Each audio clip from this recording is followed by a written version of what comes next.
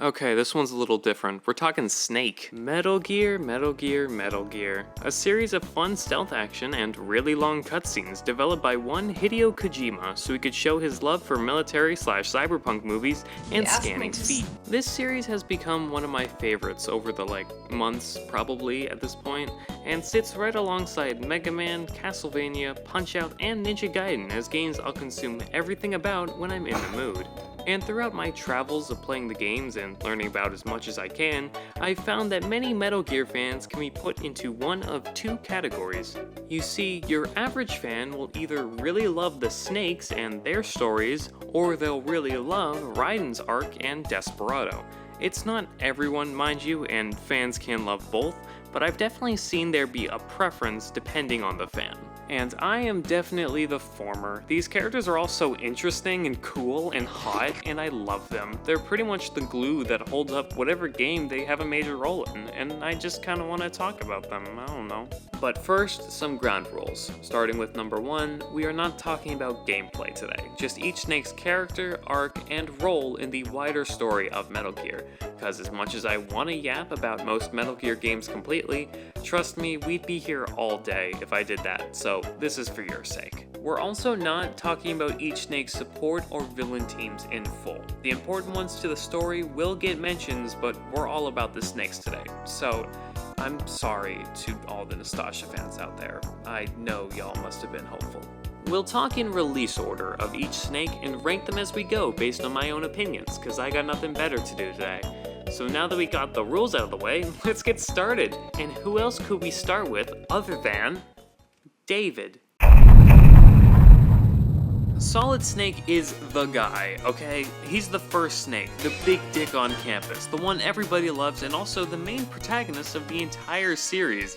He has easily been in the most games compared to all the others, which means that we have a lot of ground to get through, but we also need him first to set up the context for most of the others, so it's gonna be fine, don't worry. His debut game was Metal Gear for the MSX2, and between that and his last game of Metal Gear Solid 4 for the PS3, he's got a whole world of growth. He started the series as a rookie of the Foxhound unit, with his first mission to save another agent and see what this newfangled Metal Gear thing was.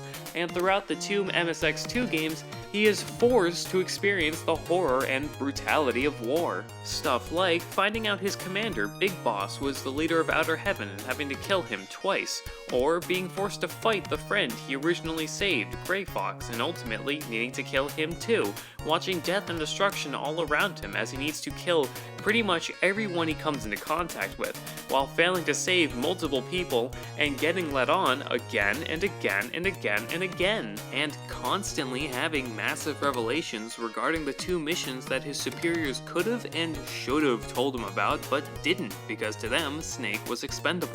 Hell, the only reason he was sent on his first mission at all was because Big Boss thought he would fail, so he doesn't have very good experiences when it comes to these missions, and it all culminates with him retiring twice before Solid and viewing himself as nothing more than a tool for the government, drinking away most of his problems. And then MGS1 beats him down even more, because during this one incident he once more has to fight soldiers, but now they're all rogue Foxhound operatives and genetically modified soldiers led by Liquid Snake with nothing but what he finds in a nanomachine's injection.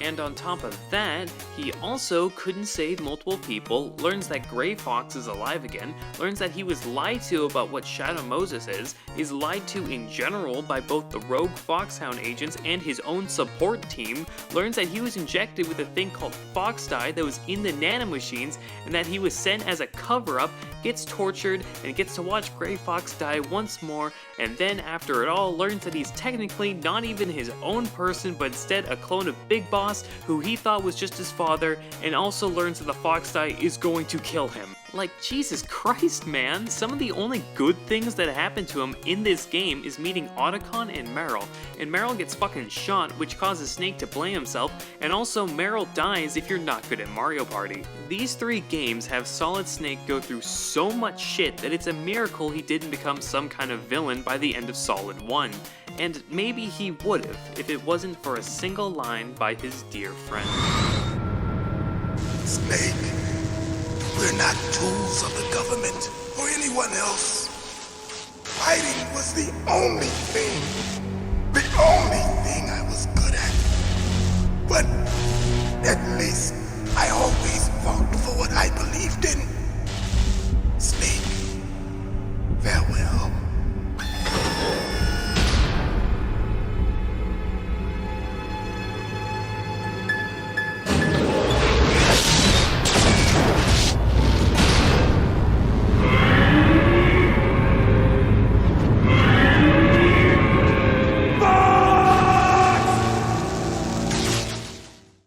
This line, this one singular line, is one of the most important things in Solid Snake's story, because this, Naomi's speech, and the fact that he could save someone, either Meryl and Otacon or just Otacon, is what changes his outlook on it all. Choosing to fight not because the government tells him, but instead to do what he believes is right and fighting for those ideals. And you can see that almost immediately, as in Solid 2 he's acting out of his own with Otacon to deal with Metal Gears wherever they may pop up. He is not being manipulated by some fuck-ass government or commander anymore, and is completely free to be himself and fight for what he believes in. Of course, shit goes awry immediately in MGS2, and Snake ends up being sidelined for Raiden, but that doesn't mean that he doesn't have anything to do in that game, and he ultimately works as kind of a mentor for Raiden, passing on Gray Fox and Master Miller's effect on him to the newbie, as well as being the only person that is really real with the poor guy. And yes, while Snake doesn't exactly have the top arc this time, his story wouldn't be nearly as cool or interesting without it. This is pretty much Snake in his absolute prime, a character so badass, experienced, and able that Kojima said that you don't get to play as him to prove a point. When people think of Solid Snake, this is the version of him they think of. He's one of the best parts of the entire game, and that's also true for MGS4. Now, Solid Snake has always been seen as a legendary hero since Zanzibar Land, but this game flipped that shit on its head because now he's old. Because, since he's a clone, his cells weren't designed to last very long, so he's like physically 80 in his 40s. Now I know, that's just the average 40-year-old experience, but for Snake, it means he's dying. This game's about his last mission, and a world full of robots and nanomachines makes the old heroes seem like old news. And it was designed to, for sure. The entire point of this game was to show how the world has moved on from Solid Snake. The people that used to view him as a walking legend now see him how Snake always seemed to view himself, a broken soldier. But despite that, and despite his fast aging, and even despite the Fox die mutating to a point where he will become a living bioweapon that'll kill everyone if he himself doesn't die, he keeps trudging forward to stop the new liquid. Not because Campbell told him to, but just because it's what he thinks is the right thing to do. And by the end of the game, he's ready to kill himself in order to stop the new Fox die from spreading everywhere, throwing away his final shot at living whatever normal life he has left simply because it was the right thing to do. The entire game built up to this, and no matter what your thoughts on the story actually are, having it end by this beautiful scene of Snake doing what needs to be done in order to save everyone, and making this choice not because of a government, but because it's what he believes is right, is a great way to end his story. Now, of course, the game itself pussies out of this decision and instead brings back Big Boss one final time to give a long-ass speech and then die due to the Fox die, but the important part was that the new Fox die overrode the old one, with the new one killing both Big Boss and Liquid and getting rid of the part where Snake becomes a bioweapon and dies. Big Boss basically tells Snake that he doesn't have to fight anymore and can spend whatever time he has left as just a man. Now, I kind of like this ending for Snake. The idea that after all the shit he's been through, he can finally rest with his loving husband? It's nice. And he was still willing to kill himself if that needed to happen, so it's not like this revelation takes too much away from his character.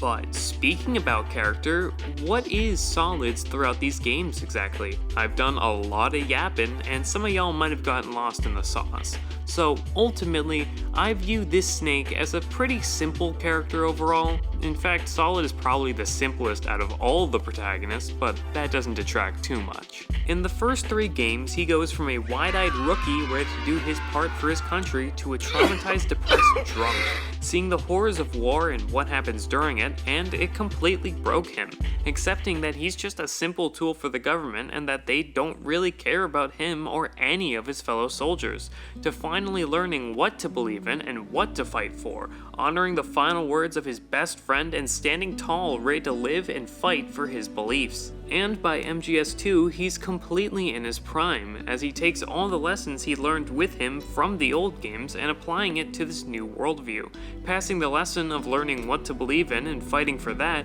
onto a rookie while still fighting on his own for what's right. He understands that he's not a tool for the government or anyone else, and by MGS4, he's ready to complete his final mission and pass on everything he learned and experienced to the new generation, finally getting to rest. Solid Snake is not the kind of character to ever waver when others need help. Even if he is breaking down and knows he'll be dead by tomorrow morning, he still fights just because it's the right thing to do and that's what he believes in. He fights tirelessly for a future he'll never even be able to see, and all while not even considering himself a hero. Yeah, he can be considered a little basic at times, but laying it all out like this, I can really see why he's considered one of the best protags in gaming. I was originally going to be a lot harsher to Solid just because of how basic he can be and how the others are more interesting. But when it comes to the kinds of stories Metal Gear tells, he's kind of the perfect protagonist for those stories. And even if he is a little basic, he's the guy all other snakes are built off of. So we'll put him in A tier. The old dog's earned it. But now we get to talk about Liquid! Yay! Okay, Liquid Snake is a fantastic villain. In his first game. And in that first game, oh, he's so good. He's pretty much written to be a direct counter to Solid. So if Solid's story is about learning what to believe in and fight for and accepting his own experiences, then Liquid is about losing what he fights for and rejecting the experiences that's made him who he is. There's a reason we're barely told anything about Liquid's story while we play through the entirety of Snakes. All we know is that Big Boss said to his face that he was a weak bitch, and so he lived with spite with the goal of killing Big Boss, just for Solid to do it first. So now he lives with anger and bitterness of wanting to surpass Big Boss to the point of obsession, and uses his mind to manipulate Solid to not only reveal Fox Die, but also figure out how to activate the Metal Gear for him. He follows his genes like a destiny as he manipulates everyone around him, and even holds a fantastic twist where he disguises as Master Miller from Metal Gear 2.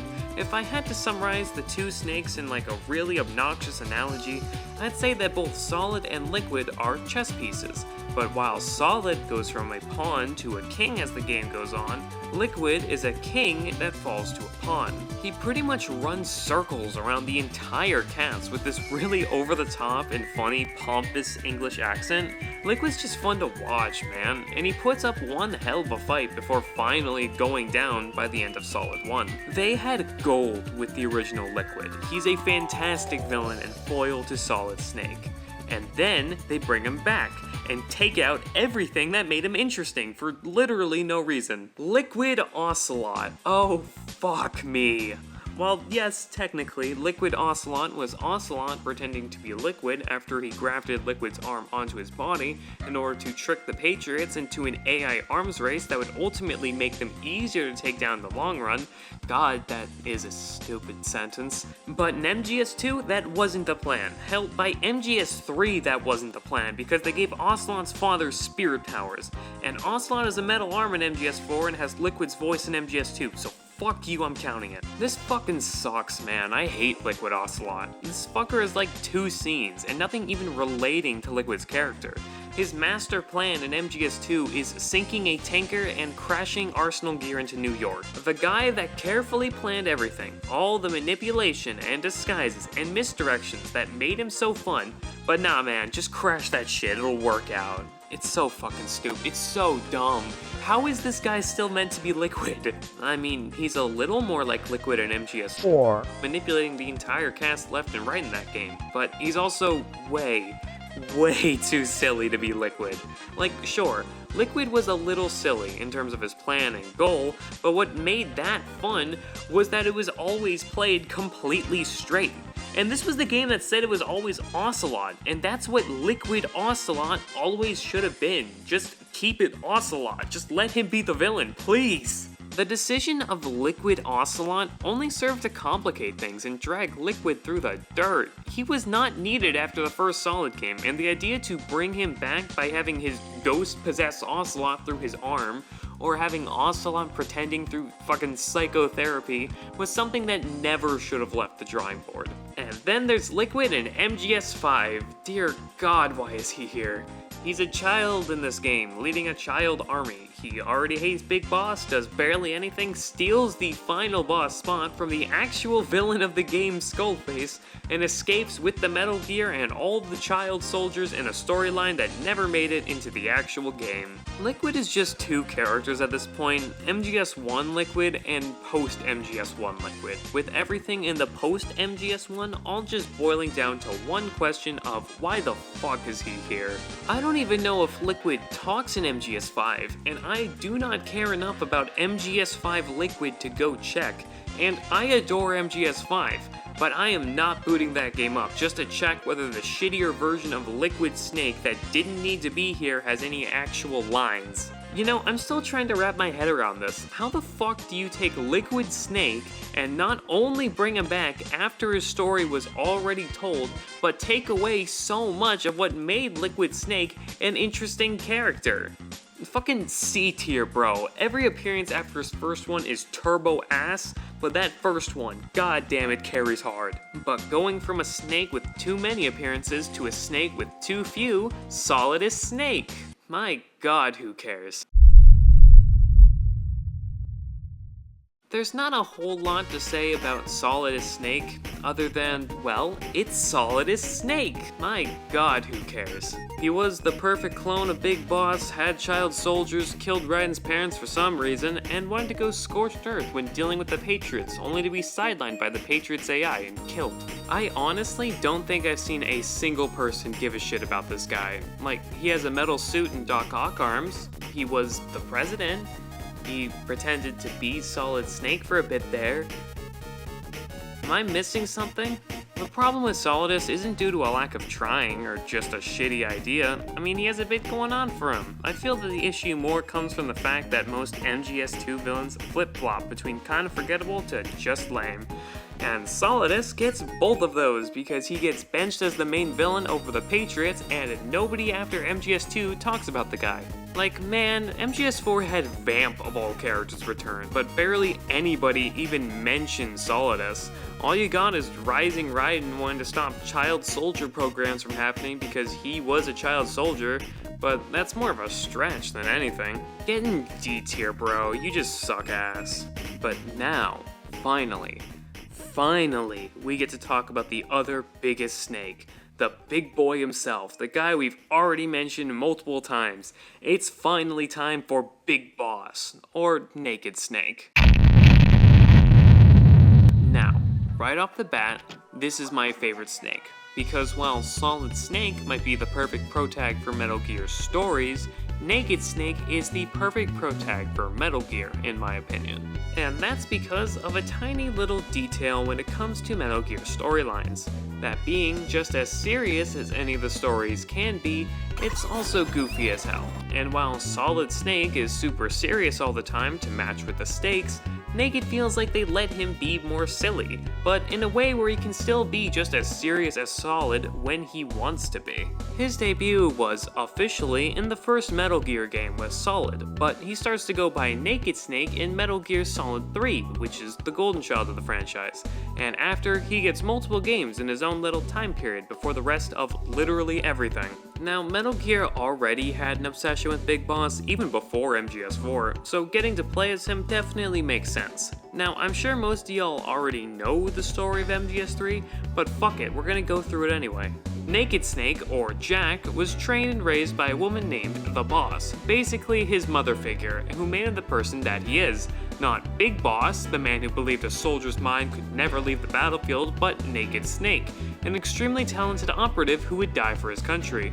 And that bleeds over into the Virtuous mission, where Snake has to rescue Sokolov from Russian territory during the Cold War. There's a lot of other stuff about the Virtuous mission, a lot of backstory and real-world history shit, but I promised that this would just be about the snakes, and if I recap the entire story of MGS3, then again, we'd be here all day. So anyway, Naked Snake gets Sokolov and is about to escape when the boss defects to the Soviet Union and gives one Colonel Volgin a missile, which he uses to blow up Sokolov's research base and kidnap the guy again. And because the plane Snake jumped in on was picked up, America now has to clear their name. And so, Operation Snake Eater. Kill the boss and destroy whatever Volgin wanted Sokolov to build for him to prove that the US had nothing to do with the missile attack. Now the weapon is the Shagohod, a big tank thing, and the adventure has many twists and turns to it. So Naked Snake has to live in the forest for a little bit, meets a US spy named Eva, kills the boss's old war buddies, gets captured, loses an eye, gets his ass kicked by the boss at least 3 times, fails to save Sokolov, destroys the Shagohod and kills Volgin, and finally is forced to kill the boss, and is able to pull that trigger because of the patriotism and loyalty that she put in him, and because of the strength of their own relationship, and goes home a hero still not understanding why the boss did what she did. But that's where the other shoe drops, in the form of Eva leaving Snake a confession explaining what was really going on. That there was a group called the Philosophers, a secret club of many different figureheads of many different countries that pooled millions into a microfilm called the Philosopher's Legacy. Now, the boss gave Snake that microfilm before he killed her, but how did she have it? Because the real mission was for the boss to infiltrate Volgin's ranks to steal the legacy, but once the colonel fired that missile, the plan had to be changed. So now that the boss was a traitor, her mission became to steal the legacy and let herself be killed by Snake to prove the US's innocence. She wasn't even allowed to tell Snake, so she told Eva instead. And Eva wasn't even a US spy, but a spy for China that also wanted the legacy, though she ended up with a fake one because Ocelot was the actual US spy. At least that's why I assume Eva got to the fake one. So basically, everyone manipulated Snake. The government, his support team, Eva, the boss, Ocelot, literally everyone led him on and made him kill his own mother figure, and everyone except Eva were completely okay with continuing to lie to him for the rest of his life, just letting him continue to think that someone that important to him just defected for no reason. So, after MGS3, Naked Snake was beyond pissed and forever changed. Enter Zero, the commander for the Fox unit and Naked Snake's personal Campbell, who got his hands on at least some of the legacy after Snake gave it to the CIA, in which he used the microfilm to set up the Patriots. Founding members include Zero himself, Naked Snake, Ocelot, Eva, and 2 more characters named Paramedic and Sigand. Zero then used the fame Snake had gained from Operation Snake Eater to help the Patriots gain influence, and at some point, Snake started getting sick of being used as a pawn for the organization, and Zero, afraid to lose his figurehead, gets Paramedic to extract Snake's DNA, and using Eva as a surrogate mother, he created the 2 clones we already talked about, Solid and Liquid. And also, he made Solidus, but nobody cares about Solidus. Now, once Snake found out, he was turbo pissed, leaving the Patriots to make his own organization with his new right-hand man, Kaz Miller.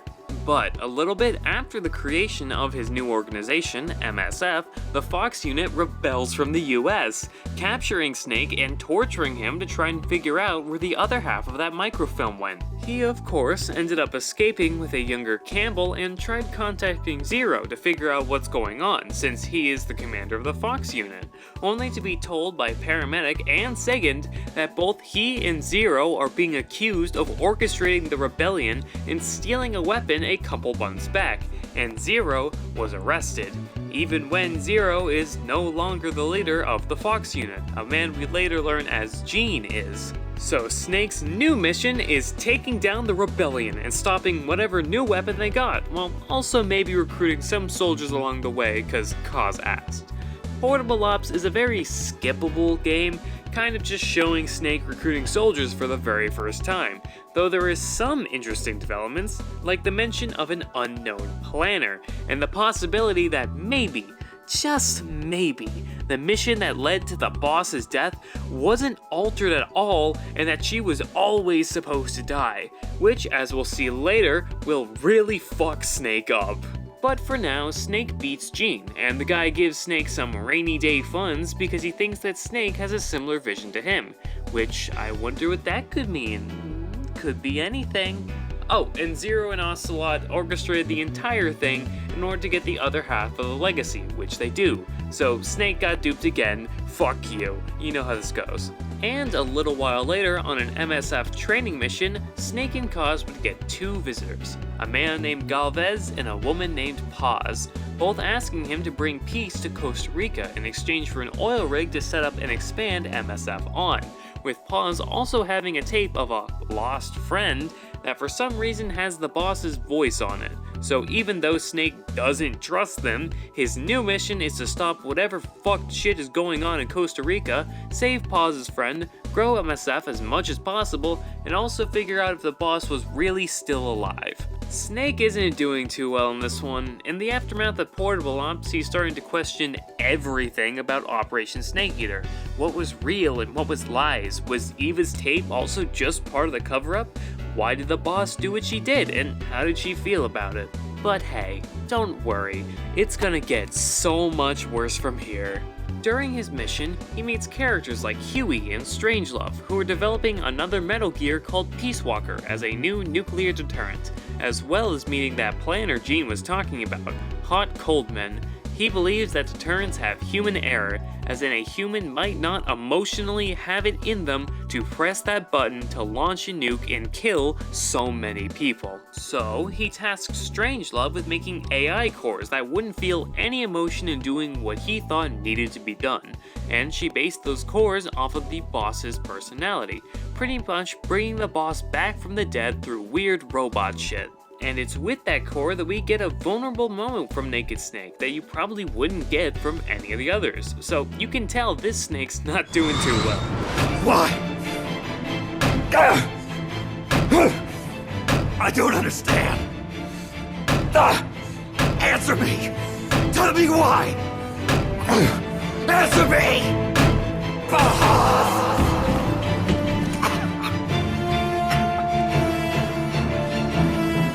He also finds Paz's friend, but she said she never knew her, as well as saving the leader of a Costa Rica rebellion group. You can also see how much Snake's morals and ethics have degraded. Here he is recruiting a child soldier named Chico. So, after taking out a shitload of robots and plucking AI cores and getting captured and tortured for like the third time, he eventually gets to Hot Coldman and the Peace Walker, just for Zadornov to show up, shoot Coldman, and order a missile launch at Cuba. He wants to spread anti-US sentiment all over the world to allow the Soviet Union to win the Cold War, though MSF and the rebellion group storm and capture Zadornov, the dying Coldman, and everyone else. But on the way back, Coldman inputs false launch data, changing it from Cuba to the US for the Metal Gear to interpret as real and launch a shitload of nukes, proving his own thought process right. Snake fought Peace Walker in a desperate attempt to stop it from launching, ultimately leading to the mech letting the boss AI sing as it walks into the ocean, drowning itself to stop the launch. And that's when Snake finally figures out why the boss did what she did, that she laid down her gun for the good of everyone in the US. And Snake decides that he's not going to live like that and continue to develop MSF as a home for soldiers without borders. And then he decides that MSF needs a deterrent of their own, so they develop a Metal Gear as a way to protect themselves, and can you tell this man is corrupted? But after the construction, Zadornov randomly keeps escaping, so Snake needs to keep getting him back before finally cornering him on the oil rig. And as it turns out, Zadornov was just buying time, as Paz steals the Metal Gear in a possible new incident that Snake now has to deal with. It turns out Paz was also lying to Snake, being an agent for Cypher, or as we know him, Zero. Now, Zero wants Snake to come back to the Patriots, and Paz threatens to launch a nuke if he doesn't, which will forever damage MSF's reputation. Snake, of course, refuses, beats Paz, and reflects on the entire mission with Miller, just for Kaz to reveal that he always knew who Zadornov and Paz were, and he just wanted MSF to grow into what it had now become, also lying to Snake in the process. And that's where Snake requests to be referred to as the name he received back when he finished Operation Snake Eater, Big Boss. But MSF wouldn't last much longer, as Snake requests them to make a nuke just for a no nukes pretty please inspection to be requested. Snake and Kaz of course say no, but Huey, like a bastard, goes behind their backs and says yes. So Snake gets to doing shady shit to cover everything up, like hiding the nuke, burning research, and lowering the Metal Gear to the bottom of the ocean to hide it. And can you tell that he's morally compromised yet? But at the same time as Snake was doing that, Paz and the child soldier Snake recruited Chico were found at the Metal Gear version of Guantanamo Bay, and Snake needs to sneak into the base and rescue both of them for the sole reason of making sure they don't confess anything. It's at this location that Snake learns about Skullface as well, basically the guy who wanted to do the inspection. But after Snake completed the mission of saving Paz and Chico, Snake and Chico realize that there's a bomb in Paz's stomach. Well, that's not that big of a deal. We have a field medic on board, so it's all okay, right? Well, it's not okay, because by the time we get back, MSF is in flames and everyone's dying. The inspection that Skullface requested was a ruse, and Snake can only rescue Kaz before escaping. But that's when Paz explodes, or a rocket gets fired into the cockpit. Basically, some explosion happened that killed Chico, left Paz without any memories, and plunged Snake, Kaz, and that field medic into a coma. Oh my god. Holy shit. Holy shit. Huh?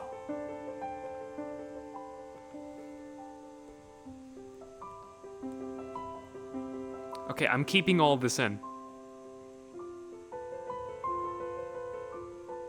That happens.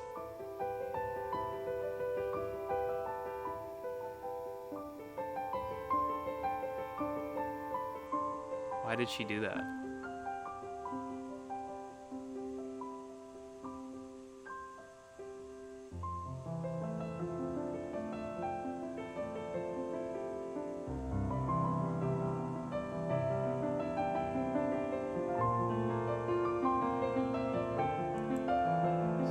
So we found it.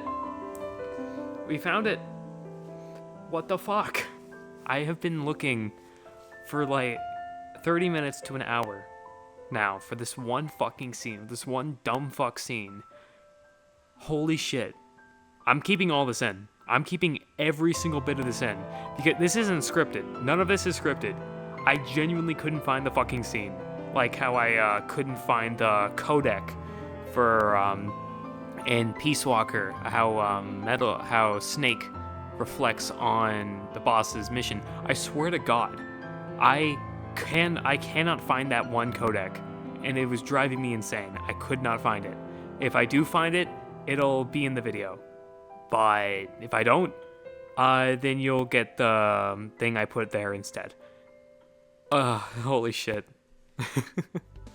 Snake wakes up 9 years later and is saved by some guy named Ishmael, and after meeting up with Ocelot and saving Kaz again, the three set out to get revenge and rebuild the now Diamond Dogs. They do exactly that. Skullface had a Metal Gear, but it's defeated and brought back to the Diamond Dogs, and Skullface is killed. Mission well done, gang. I'm sure there's no revelations to this.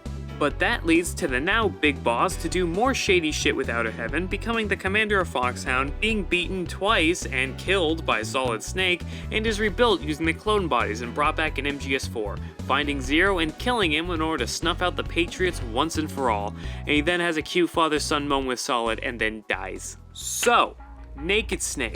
What is he? Well, he's almost a reflection. He too was a soldier that was always manipulated by everyone around him, having to kill someone incredibly important to him as he's broken down and beaten by the War Machine, much like Solid was. And kind of like Solid, Naked Snake chooses to fight for himself by the end. But unlike the Solid, the Naked wants to fight not for a better future, but instead of a world where soldiers always have a place in life, to not be constantly manipulated by a government that doesn't really care about them. And he uses both that goal and the boss's will of a unified world to justify his own fall, much like how Zero uses the will as justification for setting up the Patriots. And as the games progress after Solid 3, we go from Snake wanting a place where soldiers always had a home and purpose, to recruiting people to make that himself, to recruiting children and making his own Metal Gears and nukes, to hiding his weapons, nukes, and only doing things that aid his own cause, to being a full-on villain hell-bent on global superiority and propagating war in a belief that a soldier's mind could never leave the battlefield. He became a monster, maybe even more than we could even know. That makes his story somewhat tragic. Maybe Naked is what Solid would have become if Gray Fox never parted with those final words. Because whereas Solid continued to fight for a better future that he would never get to see, with a resolve that made you know that he would be okay by the end, Naked was broken to the point of needing control over what the future was even going to be, letting himself get more and more corrupted by war. Because unlike Solid, Naked can flinch, he can fall, and he let himself do more and more horrible shit in the name of a woman he killed himself and beating Zero's Patriots, just to realize at the end of his life that he always had it all wrong, that he lost his way and became Metal Gear's greatest villain. But that's not Naked Snake's entire character, as just like the Metal Gear series itself, he can also be goofy and silly. That's why I said he's the perfect pro-tag for Metal Gear. One moment he's giving one of the best ending scenes in gaming or pleading why his mentor would need to die, and the next he's ranting to Eva about how cool guns are. And while the comedy with Solid came from how seriously he took everything, including the silly shit, Naked is that but dialed to 11, as he's calling a cardboard tank a marvel of stealth and weaponry, and arguing with Huey about how Santa Claus is real. Even how Big Boss is killed is in that balance of serious and silly, as the most legendary hero of the Cold War goes down to a jackass with a makeshift flamethrower or CQC Solid into an over-the-top hug.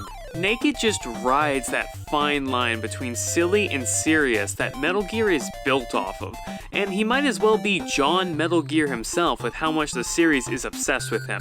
He's cool, he's tragic, he's goofy, he's fascinating, easily the hottest out of all the snakes, S tier. And now we can talk about the final snake, another one of my favorites, and continuing the story of Big Bottle. What the fuck is that? Alright, we can't continue without at least mentioning Acid Snake, even when absolutely no one else does. But this means that I also get to talk about the spin-off timeline where Acid is from. Basically, if you don't know what that is, there is a bunch of games in the series that aren't canon to the main story, and there's enough to where you can kind of piece them all together in this cute little timeline that ends up completely differently. So instead of starting with MGS3 and going through Portable Ops, Peace Walker, Ground Zero, MGS5, Metal Gear 1, Metal Gear 2 Solid Snake, MGS1, MGS2, MGS4, and ending with Rising, it goes MGS3, Portable Ops, specifically the NES version of Metal Gear 1, a sequel to that NES version called Snake's Revenge, a Game Boy game called Ghost Babel, and then ending with the PSP side games of Metal Gear Acid 1 and 2. In this timeline, nanomachines never existed, and Big Boss gets the cyborg treatment instead of Gray Fox, and because of that, Solid Snake never learns that he's not just a tool for the government, which leads to Acid 1 being his final mission, where he ends up dying directly after, and then here comes Acid Snake. Now, Acid 2 doesn't have too much in terms of Snake at the beginning. Basically, he and his crew were flying to America with $15 million they stole from a drug lord in order to escape false murder charges. He and his crew were then arrested immediately upon landing by a man named Dalton, and in order to get the money back and clear the name of him and his gang, he needs to sneak into a weapons manufacturing facility, Saint Logic, to figure out what was really going on for Dalton. Acid Snake has no memories, and the revelation that Solid is dead is meant to be a twist, and he looks exactly like Solid as well, so shit's already a little fucked here. But he meets up with another operative called Venus, finds a doctor named Copplethorne, and learns about how he plans to resurrect his dead wife using a little girl named Lucy. Copplethorne also reveals that Acid Snake is in fact a clone of Solid Snake, made after his body was recovered once he died after his last mission. And Lucy reveals that Copplethorne's wife, Lucinda, helped Acid escape from Logitech and got him to kill her, feeling remorse for her inhumane actions. So, Acid Snake actually did kill someone and was in the country he was fleeing from as a mercenary, but the charges were faked as a part of a larger conspiracy to get Acid back and in the hands of Logitech. Lucy ends up killing Copplethorne and piloting the Metal Gear, which Acid and Venus destroy, and Snake escapes via the Metal Gear's railgun. Once the mission is completed, Snake gets both his crew and the money back, and Dalton tells Acid that he can finally live a normal life away from just being a soldier or a mercenary, with Acid finally getting back the past that was lost from him for years. Acid Snake is a good way to do a one-off Snake, but also, god damn, I wish there was more of him in the series. He's got a really interesting arc, starting layered in mystery, but as he learns more about himself, so do we, until eventually he's a barely worthy successor to Solid by the end, regaining his past and getting to rest for the time being. He's a much more down-to-earth guy in that regard. Like, Solid and Naked are the types to go on globe-trotting adventures to topple massive conspiracies, while Acid is the kind of guy to just go on an actual sneaking mission and nothing more. I like him a lot, I just wish he was in more than one game. But on the other hand, he has one pretty good appearance and doesn't get slapped into other projects just to have him in there, something which would ultimately take away everything that makes him interesting, like what we saw with Liquid. So yeah, maybe I am fine with just one appearance, and he gets a pretty good ending of finally getting to live a normal life with the people he cares about. He's like the only Snake that gets that, it's crazy. B tier. Good job, little fella. Alright, let's talk more Big Boss.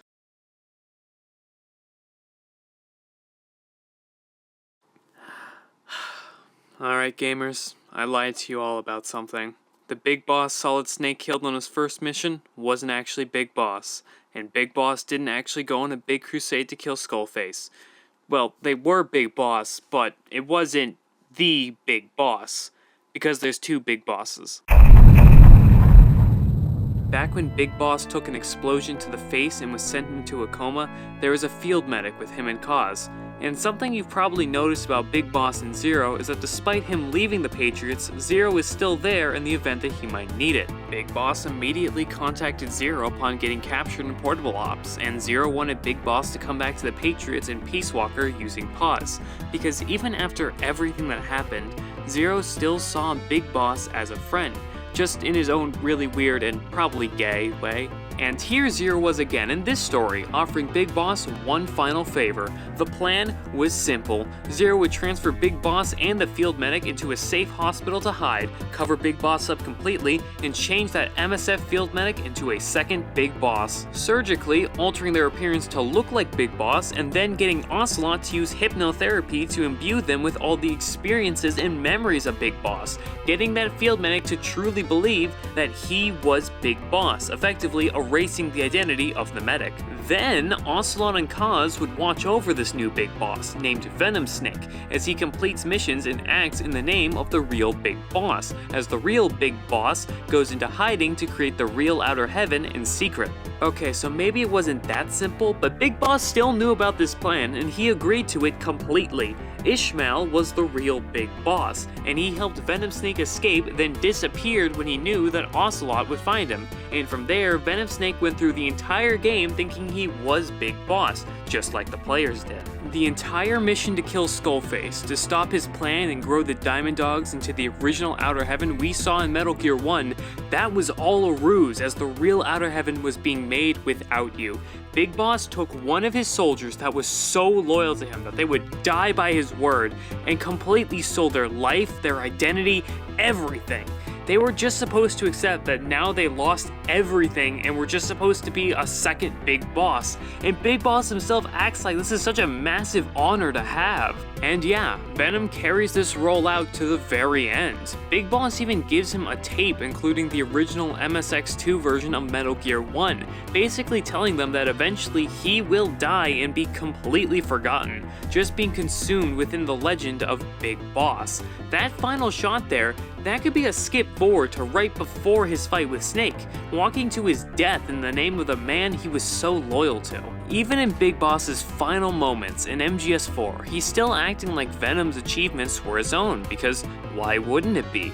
They were all the actions of Big Boss, the legendary hero of the Cold War. Venom Snake is the culmination of Big Boss's corruption, the final dirty secret that tells you why such a hero would be okay with what he did in Zanzibar Land, because Big Boss slowly became exactly the same type of person that lied to him back in Operation Snake Eater. He stopped caring about his soldiers. Because how could any of them be even remotely as important as Big Boss? This final Big Boss, completed of his arc and fallen completely, isn't all that different from Zero, or Solidus, or Gene, or Hot Coldman, or even Skullface. A man using the will of a woman long since dead to justify global power, to make war never-ending so soldiers will always have a purpose, not caring about who will get hurt, which is something he already wanted.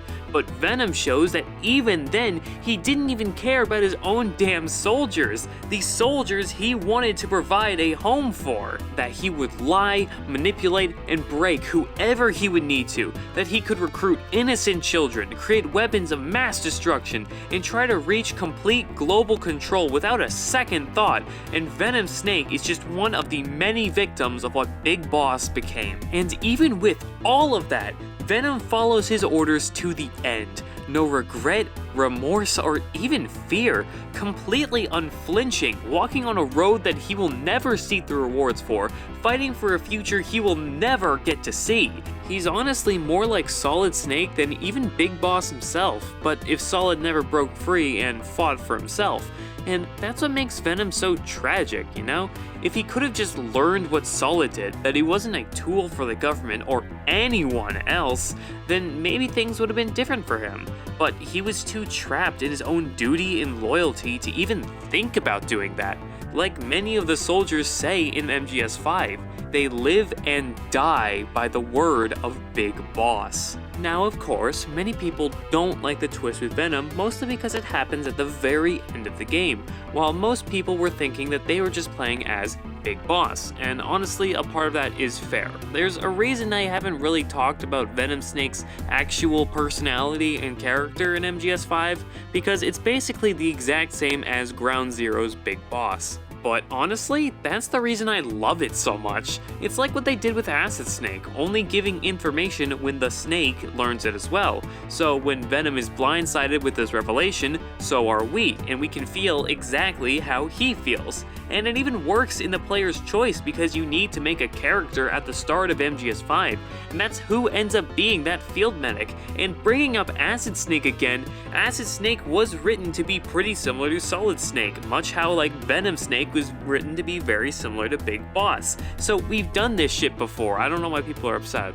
Yes. Here, the people who like Venom but hate the twist are fucking cowards. But now we've reached the end of our train and made it through all 6 of the snakes. What a great journey we've been on together, you know? I really feel like we've gotten to know each other. Maybe we can talk more about Metal Gear in the future, or maybe another series other than just fighting games, cause I have other interests, you know? Like, bro, getting to talk about Metal Gear, or Punch-Out, or Ninja Gaiden, or Castlevania, or Mega Man some more?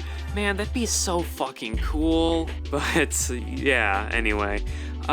Thank you for watching if you really have. I know this one took a really long time to make in between both this video, other art stuff, and college. I only got to finish it now that I'm on break. And I did have to take a break with the Metroid vid, and like I said, this video did eventually come out. I didn't abandon the Metal Gear video. It's fine, guys. It's fine. But genuinely, thank you. I would very much like to talk about other things, including fighting games as well. I want to kind of go into all sorts of other topics and put more effort into these videos, you know? Other than just being like a silly, dumb, goofy, fucking hobby thing. So if you did enjoy it, I'm really glad I could entertain you for a little bit, and I hope it was worth the wait. Yeah, but anyway, like, subscribe, whatever the fuck YouTubers are supposed to fucking say, I don't know. But that's kind of all I got for you today. See ya.